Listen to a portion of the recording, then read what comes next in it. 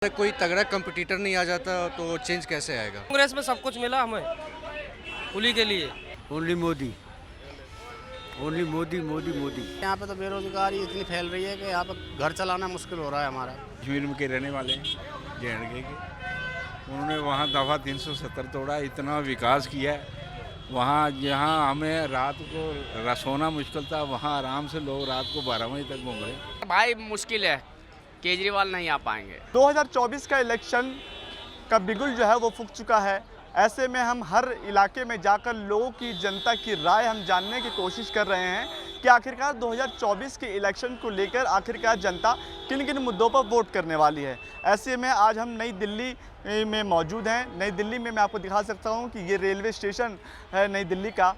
काफ़ी भीड़ भाड़ रहती है, चहल पहल रहती है। 24 घंटे कभी भी आइए यहाँ पे चहल पहल रहती है। लेकिन कहीं ना कहीं 2024 का चुनाव कई मायनों में अहम है। लेकिन आखिरकार जनता किन किन मुद्दों पे अपनी वोटिंग इस बार करने वाली है? क्या बेरोजगारी का एक मुद्दा रहेगा, रोजगार का एक मुद्दा रहेगा, या फिर अन्य और भी मुद्दों पर जो है जनता इस बार वोट करेगी? इसी को जानने के लिए हम दिल्ली में आए हैं और जनता से हम इस बात को भी जानेंगे कि आखिरकार इस मुद्दों पे आखिरकार जनता क्या करती है। भैया क्या नाम हुआ आपका? गौरव सोकिया।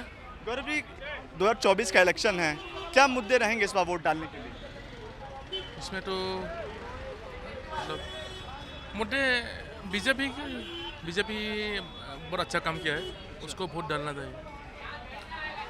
और बीजेपी ने पिछले 3 साल में बहुत अच्छा काम किया है। कहाँ से बिलोंग करते हैं आप? मतलब कहाँ के रहने वाले हैं आप? हम असम में हैं। असम में। इस बार प्रधानमंत्री आप किसको देख रहे हैं? हम मोदी जी को ही सपोर्ट करेंगे, मोदी जी को। और भी लोगों से हम बात करने की कोशिश करेंगे कि इस बार आखिरकार क्या है, मुद्दे क्या हैं। अंकल जी हैं, अंकल जी से बात करेंगे। अंकल जी, 2024 का इलेक्शन है, क्या लग रहा है इस बार प्रधानमंत्री किसको देखते हैं? प्रधानमंत्री श्री दामोदर दास मोदी। उसकी वजह क्या है? वजह इसकी है कि हम जम्मू कश्मीर के रहने वाले हैं जे के, उन्होंने वहाँ दफ़ा 370 तोड़ा, इतना विकास किया है। वहाँ जहाँ हमें रात को सोना मुश्किल था, वहाँ आराम से लोग रात को 12 बजे तक घूम रहे। मिलिटेंसी ख़त्म की है, ठीक। और उसके बाद जो पत्थरबाजी थी उन्होंने ख़त्म की है। तो हम तो मोदी को ही चाहेंगे, जिसने काम किया उसी को चाहेंगे। अच्छा, कांग्रेस की तरफ आपका रुझान क्यों नहीं है? क्या कांग्रेस ने पहले कुछ नहीं है, रुझान कैसे होगा? मोदी ने किया है, बीजेपी ने काम किया है। हम जहाँ हम रहते हैं वहाँ आप रोज जाओगे तो आपको पता चलेगा क्या हालत है, अभी क्या हालत है, पहले क्या था। अभी में और पहले में अगर हालत देखें तो क्या है? बहुत फर्क है, बहुत फर्क। एक दो साझा करिए हमारे साथ। क्या साझा? वही है मिलिटेंसी। अभी तो मिलिटेंसी का नाम नहीं है वहाँ।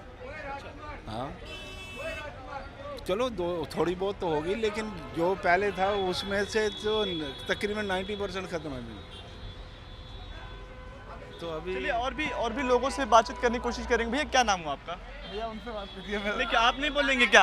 अच्छा, आप नहीं बोलेंगे क्या? अच्छा अंकल जी, क्या हुआ नाम? मैं आपके पास आता हूँ। क्या 2024 में क्या लग रहा है इस बार कौन प्रधानमंत्री देखेंगे? भाई मोदी जी ही बनेंगे। मोदी जी अच्छा काम कर रहे, कोई बुरा काम नहीं कर रहे। सारे काम अच्छे किए हैं अभी तक। कौन सा काम गलत किया बताइए आप? कोई काम गलत नहीं करा। मोदी जी ही हैं अगले प्रधानमंत्री जो होंगे। दिल्ली में भी आम आदमी पार्टी ने लोग कह रहे हैं बहुत कम। क्या आम आदमी पार्टी की तरफ भी कुछ है आपका जुड़ाव? नहीं, कुछ कह तो रहे मगर भाई मुश्किल है, केजरीवाल नहीं आ पाएंगे। यहाँ मुख्यमंत्री कोई और ही होगा। करप्शन है, जो भी है, जैसा भी इन्होंने करा, अच्छा करा या बुरा करा, ये हमें तो पता नहीं है। पर अंदर खाने क्या है क्या नहीं है ये वो जाने। लेकिन बीजेपी को इस बार सपोर्ट कर रहे हैं। भाई बीजेपी तो सपोर्ट सभी हैं। 2024 का तो इनका पूरा बनता है भाई। सारे काम अच्छे करें, कौन सा नहीं करा? 370 का भी किया, सारे किया है। मंदिर का भी किया, कौन सा क्या नहीं किया बताइए? अब तक सारे काम मोदी जी ने अच्छे ही करे हैं, गलत कोई काम नहीं करा भाई। हमें तो मोदी जी अच्छे लगते हैं और मोदी जी ही करेंगे। चलिए और भी लोगों से बातचीत करने की कोशिश करेंगे कि आखिरकार क्या है कारण, क्या वजह है, किन किन चीज़ों पे। भैया क्या नाम हुआ आपका? बात कर सकता हूँ क्या आपसे? नहीं, क्या बात नहीं करना चाह रहे हैं? इलेक्शंस को लेकर भी कुछ बोलेंगे क्या? ना, चलिए कोई बात नहीं, और भी लोगों से हम बातचीत करेंगे। देखिए हमारे यहाँ पे कुली भाई हैं जो जिनकी एक बहुत अहम भूमिका होती है नई दिल्ली रेलवे स्टेशन के अंदर, क्योंकि अगर कुली भाई ना हो तो कहीं ना कहीं कहते हैं कि एक रेलवे स्टेशन की जो मजबूती है उसको ख़त्म हो जाती है। क्या नाम हुआ आपका? गबरू खान नाम है सर मेरा।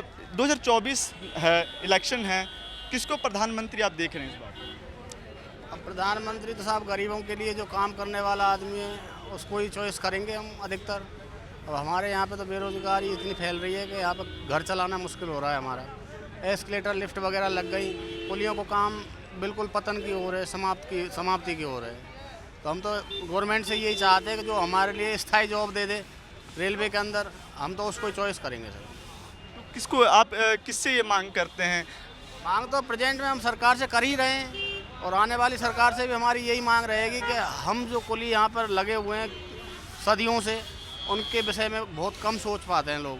तो हम प्रधानमंत्री जी और रेल मंत्री जी से ये आग्रह करते हैं कि हमें कम से कम यहाँ स्थायी जॉब मिल जाए जिससे हमारे बच्चों का भरण पोषण हो जाए। बिल्कुल, और ऐसे ही बहुत सारे लोगों की भी मांगे हैं कि आखिरकार जो है उनकी जो चीज़ें हैं वो किस प्रकार से होनी चाहिए या उनकी जो ज़रूरतें हैं वो कैसे पूरी होनी चाहिए। और देखिए शाम का वक्त है, लोगों की जो चहलकदमी है वो तेज़ है, लेकिन और भी हम लोगों से जानने की बात करेंगे कि आखिरकार क्या मसला क्या है। क्या नाम हुआ अंकल जी आपका? अवधेश कुमार। अवधेश जी, 2024 का इलेक्शन है, इस बार प्रधानमंत्री आप किसको देखते हैं? Only Modi, only Modi Modi Modi. ऐसा कांग्रेस या आम आदमी पार्टी, तमाम इंडिया जो गठबंधन, उसकी तरफ क्यों नहीं? उस लायक है ही नहीं उनके सत्ता में कोई। कांग्रेस इतने दिन रही, पूरा राज करा, कभी शौचालय इतने बनाए, कभी नाले साफ करवाए, कभी अभिनंदन वापस लाए, कभी कुछ ऐसा काम करा जिसके लिए मोदी मोदी हो रही है। उन्होंने काम किया, वो मोदी मोदी हो रही, मोदी आएंगे, उसमें क्या बात है। तो वो तो कह रहे हैं कि मोदी ने कोई काम ही नहीं किया, विपक्ष तो ये बार बार चिल्ला रहा है। यार पब्लिक कोई पागल नहीं है, आप भी जनता से ही आते हैं। बेशक आप पढ़े लिखे हैं, ट्रेनिंग करके, अगर आप अच्छा काम करेंगे तो आपका ही नाम होगा ना। कोई आप खिला तो रहे नहीं कि मुझे यार रोटी टुकड़ा तोड़ के दे रही है आगे कोई सरकार। बिल्कुल सही बात है ना। ये है कि अच्छी सुविधा हो जाएगी, अच्छा काम हो जाएगा, अच्छी बात हो जाएगी तो नाम आपका ही होगा कि भाई प्रेस वाले दिन मेहनत बहुत करी, देखो मोदी जी ने बहुत मेहनत करी। अब काशीराम ने पत्रकारों घेर घेर के मरवाया था, और इन्होंने इंदिरा गांधी ने पत्रकारों को घेर घेर मरवाया था। क्यों मरवाया था भाई? पत्रकार सच्चाई बोले तो उन्हें मरवाओ। अगर रिपोर्टर सच बात बोलता है तो उसे मरवाओ कि मोदी ने खरीद लिया। क्या है सोच? जब सोच ही गलत है तो वोट गलत हो गई। तो इस बार भी आपको लग रहा है कि प्रधानमंत्री नरेंद्र मोदी। और भी लोगों से बात करेंगे, चचा से बात करते हैं। चचा, नहीं मैं आपके पास आना चाहता हूँ, मेरी दिली ख्वाहिश है मैं आपसे बात करूँ। अरे सुनिए तो, चलिए आपसे बात करते हैं। क्या नाम है आपका? ताज मोहम्मद। ताज मोहम्मद। अब बेरोजगारी के स्तर की बात करें, रोजगार के स्तर की बात करें, तो क्या लग रहा है इस बार कितना डिफरेंस है? ठीक ठाक है साहब, डिफरेंस। बेरोजगारी तो थोड़ा है ही है ज़्यादा, पहले से थोड़ा ज़्यादा है बेरोजगारी।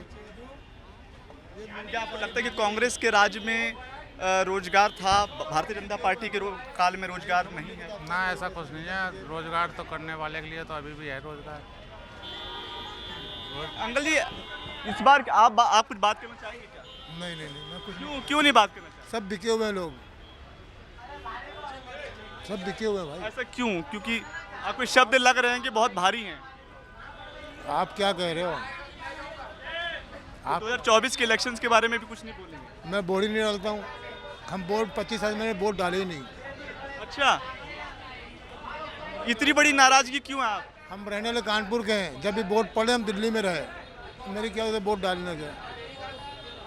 वोट से मुझे क्या फ़ायदा है? तो राजनीति से कोई ताल्लुक नहीं है? कोई ताल्लुक नहीं हमारा उससे ताल्लुक इंसान से नहीं नाता। देखिए, बहुत अहम चीज़ है कि अगर सरकार बनती है तो सभी के लिए सबसे फ़ायदेमंद है, हो सकता है सबके लिए फ़ायदेमंद है। आप तो सुन ही रहे हो सरकार किसके लिए क्या फ़ायदा कर रही है, पब्लिक क्या कर रही है, पब्लिक से आप पूछो। तो पब्लिक से तो पूछ रहा हूँ मैं। हमारे लिए ठीक नहीं ना। और दूसरी बात सब मीडिया बिकी हुई भाई। जी हाँ। क्या नाम हुआ आपका? उस्मान खान। क्या लग रहा है 2024 का प्रधानमंत्री कौन? 2024 को प्रधानमंत्री भाई बता दो, कांग्रेस आनी चाहिए। कांग्रेस आनी चाहिए। उसकी एक वजह बता दीजिए। वजह ये कांग्रेस में सब कुछ मिला हमें कुली के लिए, और इसमें नहीं मिला। अभी कुली भाइयों की क्या समस्या है, परेशानी क्या है? बहुत समस्याएं, कुली को अभी रोजगार नहीं है सही, कुली के लिए रोजगार भी नहीं है सही। ओके सर, चलिए। कांग्रेस जो है वो अच्छी है, कांग्रेस जो काम किया वो कोई नहीं कर सकता है। मैं कांग्रेसी हूँ। जी हाँ। इसीलिए आपने पिछले कई सालों से वोट नहीं दिया। क्या नाम हुआ अंकल जी आपका? कुछ बोलना चाहेंगे? नहीं, नाराजगी है क्या बोलने में? लेकिन देखिए, लोग बोलना भी चाहते हैं, कुछ लोग नहीं भी बोलना चाहते, लेकिन ऐसा क्यों? देखिए, सबसे बड़ी बात यह है कि आखिरकार लोगों की जो बातें हैं, लोगों के जो काम हैं, जो लोगों की जो उम्मीदें हैं, वो जो है वो पूरी नहीं हो पाई, जिसके कारण लोग सरकार से भी नाराज हैं और तमाम और लोगों से। क्या नाम है भैया आपका? रिंकू नाम है मेरा। 2024 के इलेक्शंस के बारे में क्या सोचते हैं आप? सर मैं पॉलिटिक्स के बारे में कुछ सोचता ही नहीं हूँ। मेरे लिए नामुमकिन है कुछ भी, मैं किसी के बारे में कुछ नहीं सोचता। तो पर एक प्रधानमंत्री का होना भी बहुत ज़रूरी है। देखिए, सरकार होगी तभी नई नीतियाँ आएंगी, रोजगार जैसे हैं, बेरोजगारी है, बहुत सारे ऐसे मुद्दे हैं और पब्लिक को बोलना भी चाहिए। हाँ बोलती है, पब्लिक बोलती है, लेकिन प्रधानमंत्री कहने से क्या होगा? बेरोजगारी तो है ही है, कुछ ऐसा नहीं हुआ। बोलने के लिए तो शायद पीछे से नौकरी आती होगी, लेकिन हमारे तक तो पहुंचती नहीं है।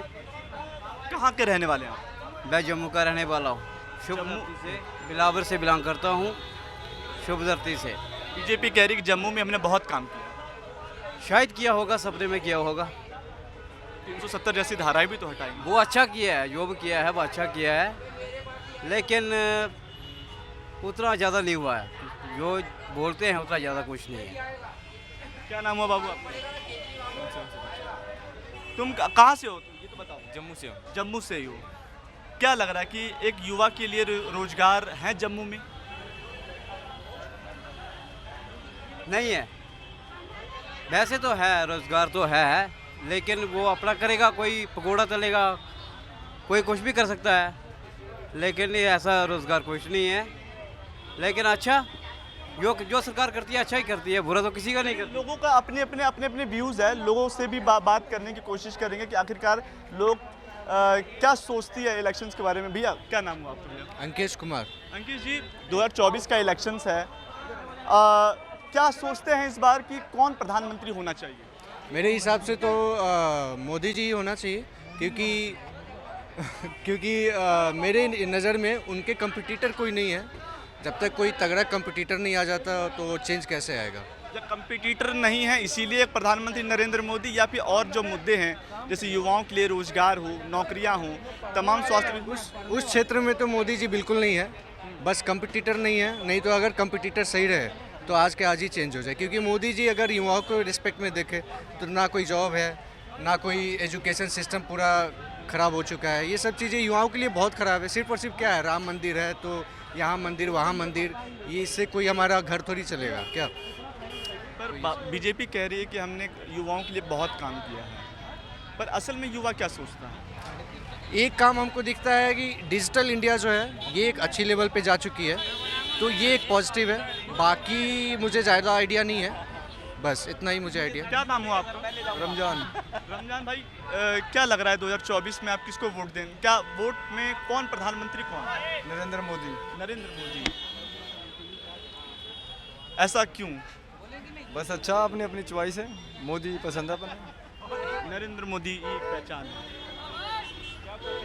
वही बनना कांग्रेस की तरफ ऐसा क्यों नहीं आपका रुझान है? आम आदमी पार्टी और भी जो है वो कहते हैं कि हमने बहुत लोगों कुलियों के लिए बहुत काम किया, लोग नहीं किया, हमें तो सिर्फ मोदी चाहिए बस, नरेंद्र मोदी। चलिए, ऐसे ही हमने नई दिल्ली इलाके में लोगों से जानने की कोशिश करी। भैया आपका नाम क्या हुआ? श्रवण कुमार। कहाँ से आ रहे हैं? जी हम लोग धनबाद जा रहे हैं। धनबाद जा रहे हैं, झारखंड की मिट्टी से।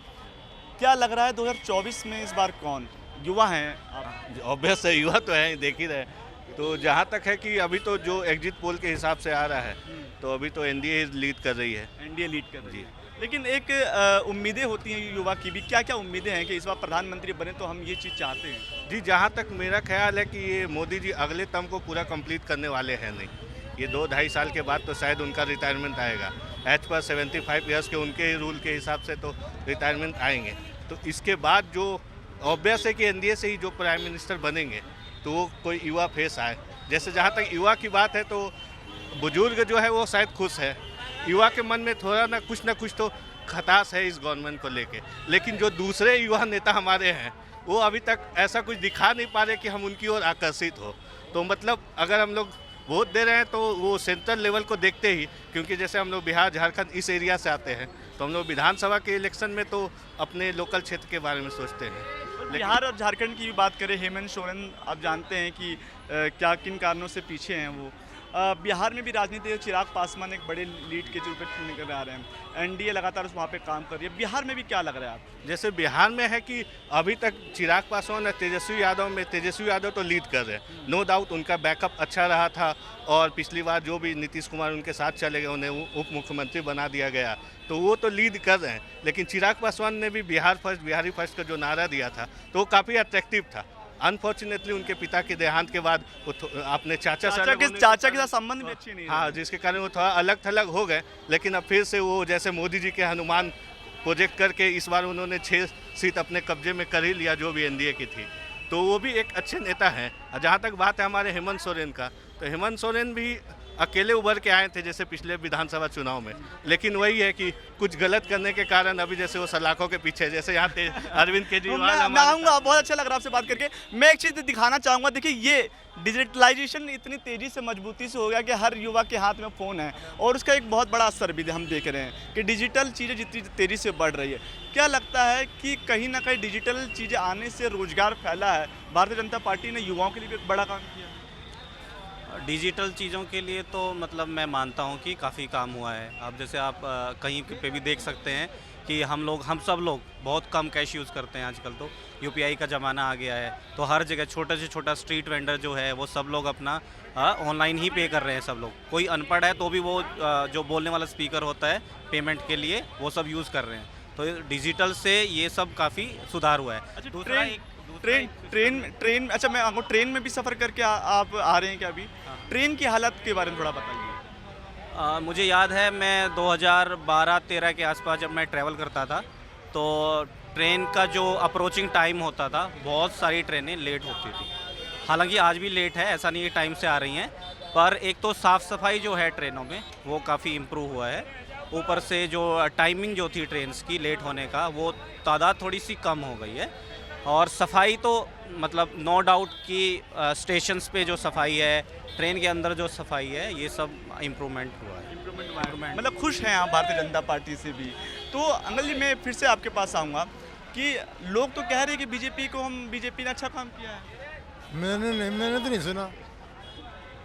नहीं सुना जी बीजेपी ने क्या अच्छा काम किया। अभी आपके सामने ही बोला।